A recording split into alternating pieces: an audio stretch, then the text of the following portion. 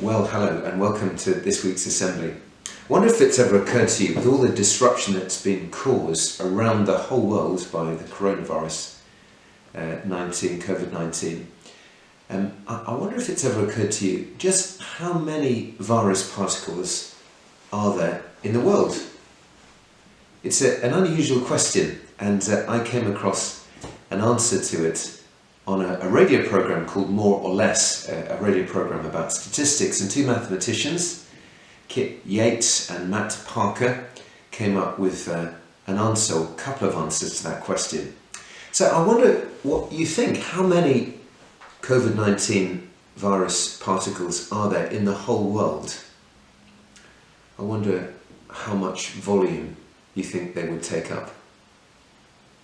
Well, the interesting way that these two fellows came up with an answer was it involved a certain amount of assumptions and estimates, but they came up to a fairly similar answer.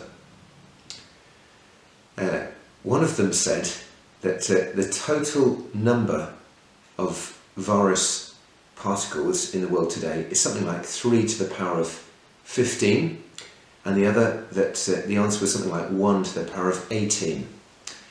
Now, if you're not particularly good at maths, I'm not a great mathematician, you might need something a little bit more practical to help you work out exactly what that looks like. And the answer is something like this. One of them reckons that if you got all of the virus particles in the world, all of the coronavirus particles in the world, it would take up about 160 millilitres.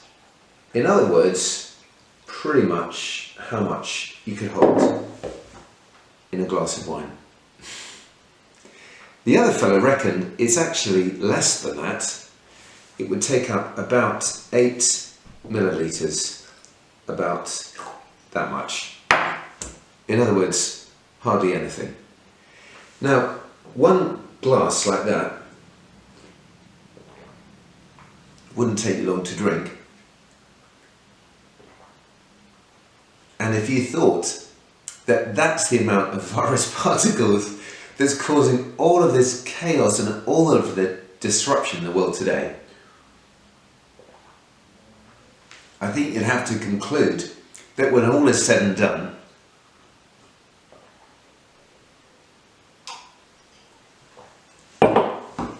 it's not very much. This assembly is all about the fact that small things can make a very big difference. That smaller quantity can have that much of an impact. It's extraordinary. That much of a negative impact, I think we'd probably have to say. Of course, the viruses aren't aware of that. So it makes me think about something I've read in the Bible and maybe you've heard before. It comes from Matthew's Gospel, and this is what is said. Jesus told another parable. He said, "The kingdom of heaven is like a mustard seed which a man took and planted in his field. Though it's the smallest of all seeds, yet when it grows it's the largest of garden plants and becomes a tree, so that the birds come and perch in its branches." He told them still another parable. "The kingdom of heaven is like yeast that a woman took and mixed into about 30 kilograms of flour until it worked all through the dough." So I don't have any mustard seed here today, but I do have some yeast. And you'll hardly be able to see it, but there's some grains of yeast right here. And if I drop them onto my hand, you might just be able to see them because they're so small. And if I try and pick up one little grain of yeast, it's almost too small to see. They're tiny.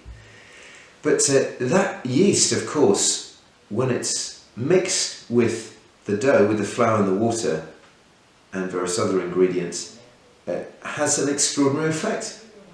A tiny amount of yeast can have a huge effect on a large quantity of dough. That's what the parable is saying.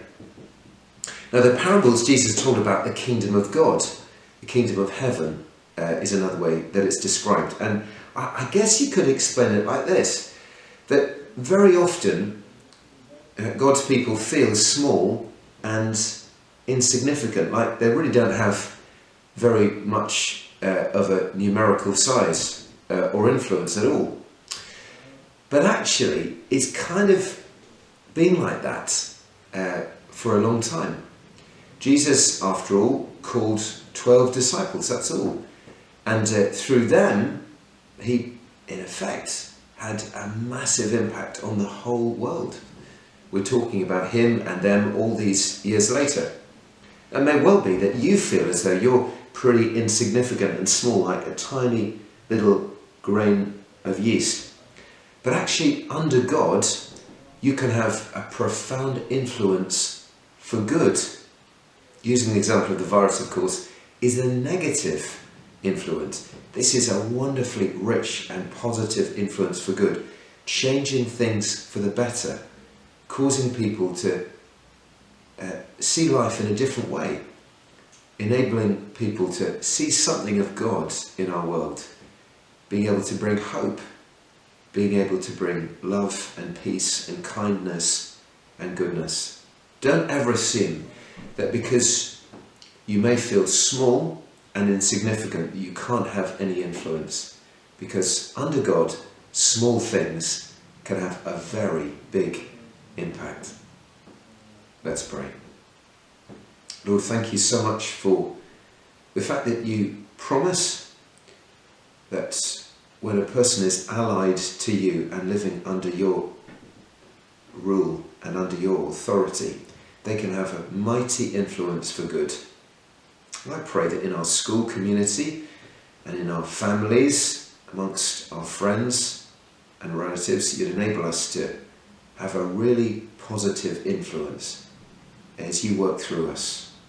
For Jesus' sake, amen. Thanks very much.